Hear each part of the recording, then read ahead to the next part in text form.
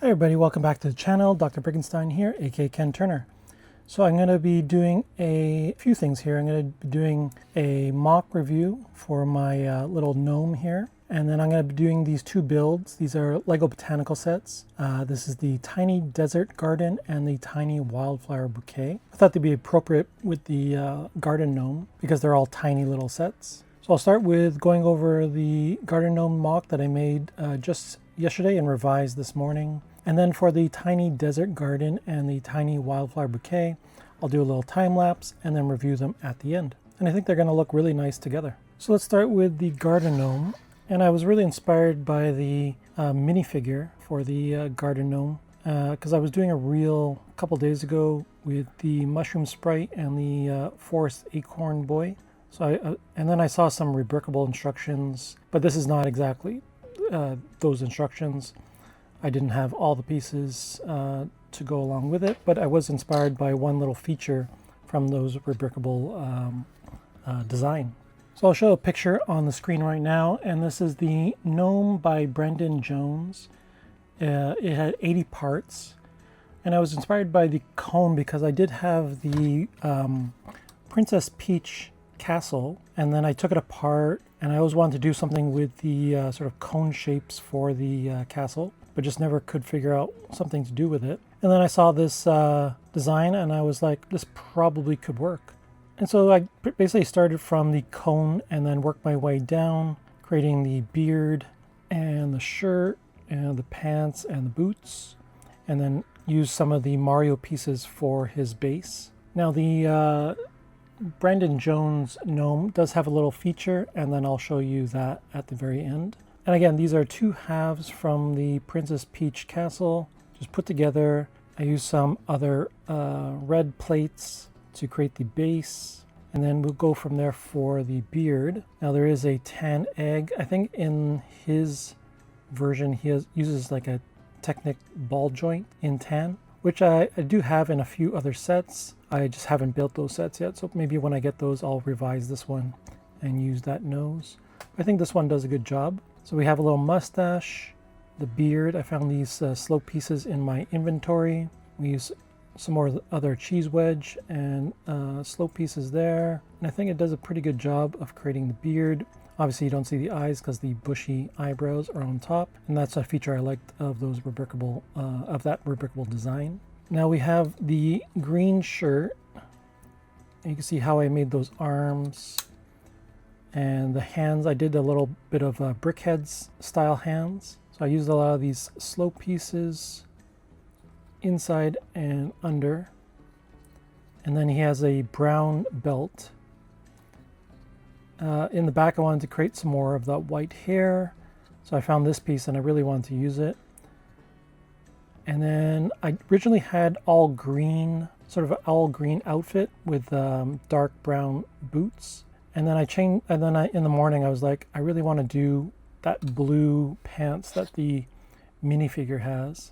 So I took out the green, found some blue slopes and bricks, and then used a sort of dark red for the boots. And then I'll just show you if I take them off what the base looks like. So there's the base using two of the Mario plates, one big, one small, using some tiles, some plates. Put a little skunk in the front there, and then some flowers just to add something to the forest nature of the garden gnome. And then he can just go right on top there. And I think it does a pretty good job overall of sitting on the base. So what is the little feature? So I'll show you the picture right here. And inside you'll see when you take off one half of the top, he has a little Christmas tree or a little pine tree with a star on top. So I want to do something similar to that, of having a little surprise when you took the half out. So you take off this little cone here, and then if you take off this half, you'll see that there's a bunch of animals inside and a jack-o'-lantern. So there is, I think this is a Disney newt. We have a chameleon on the side, of course the jack-o'-lantern. We have one of those blue butterflies. We have a brown owl, and in the back I have a bat, of course. And those are just sitting on some clear Lego pieces to elevate them, and as well as some red pieces for the bat, just to create a little height for him. I think that's really cool to have hiding place for all these animals inside the gnome's hat. That's how it looks from the side, and then from the other side, and then the skunk on the front. I usually had the skunk inside, but it didn't really work. And then you can see the top there. And then here's the half. So I just use a little bit of plating there, and this just sits on top. And then we get the cone on top here to sort of lock it in place there.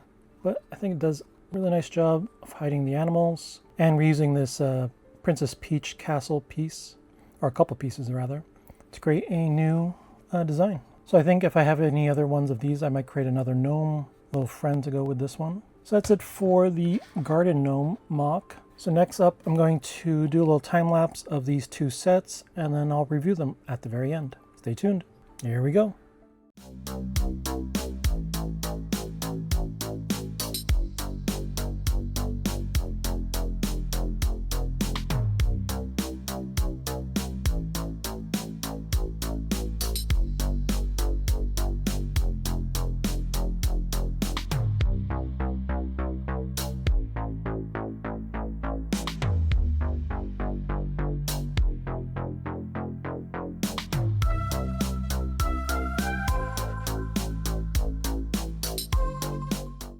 Okay, so those were the builds for the tiny desert garden and the tiny wildflower bouquet.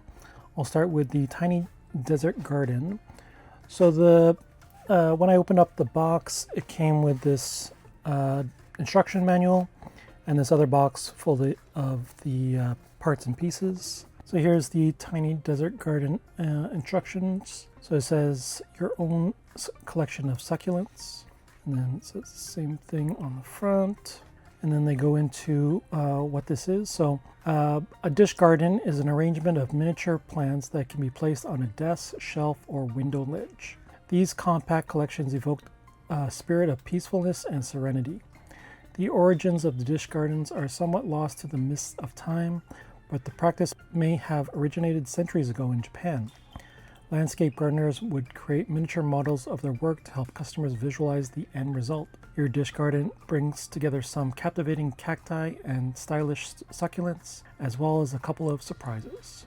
And then it talks about the succulents. What are succulents? They are plants with fleshy leaves or stems that store water, allowing them to survive in hot and dry environments. Cacti also have fleshy stems and branches, but with scales or prickles instead of leaves. You can pause it if you want to read all of this. And then we have a little quote inside from Mexican architect and engineer Luis Barragan. The perfect garden, no matter its size, should enclose nothing less than an entire universe. And then we have a description of each of the plants included, including the purple pearl, lime and chili, barrel cactus, snake plant, string of pearls, string of hearts, lucky clover, and a ladybug. Then they have the instructions, which isn't that many, maybe 20 steps to create those. And that's it for the tiny desert garden instructions. So a really good instruction manual. And then here's a close-up of the actual build. Now I really like the base, and it's a pretty simple base, just has this plate and some curved pieces around these white bricks. And then you can see all the different kinds of flowers, especially like these green heart pieces and the lime green cherries right here. So a really nice little set. Here it is from another angle. And these you can put just about anywhere you want. I think they're going to look really nice with the little gnome. We'll move on to the tiny wildflower bouquet. Again, it came with instruction manual and the box full of parts.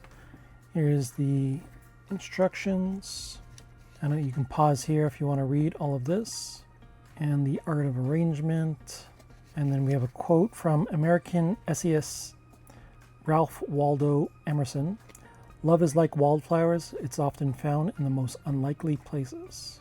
And here we have a Gerbera daisy, we have a sunflower, we have a larkspur, a cornflower, really cool using these skate pieces in blue. We have lavender, we have cow parsley, and then we have a Welsh poppy.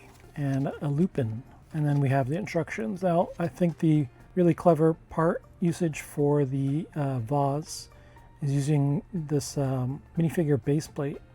There's 2 of them in here, and use them on the bottom and the top.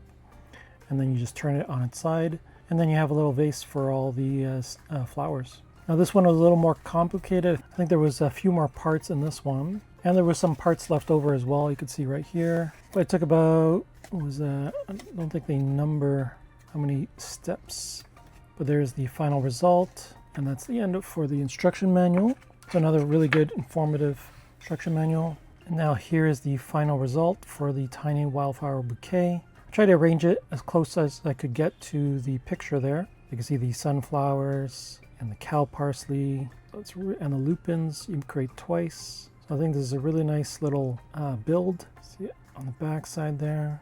Some really nice parts in this set as well. And they use a lot of these stem pieces because you're just putting them in. They don't actually stick to anything. So you can arrange it any way you want. Now I got one of these from Indigo Book at retail price, and then I got another one on a really deep discount from Amazon. So I would probably go to Amazon because they probably have a really good deal right now with Prime Days. Well, that's it for the video. Hope you enjoyed these 2 builds and my mock garden gnome. I'm really happy with the result of this garden gnome, just sort of made sort of spontaneously after getting inspired.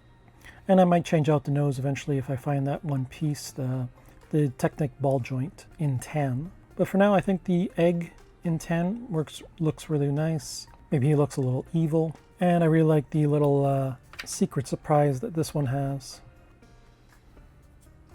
with all the animals inside and the little jack-o'-lantern. So let me know in the comments what was your favorite part of this video. But other than that, that's it. Be sure to like and subscribe, hit that bell to get notified with all the latest videos, and I'll see you in the next one. Bye.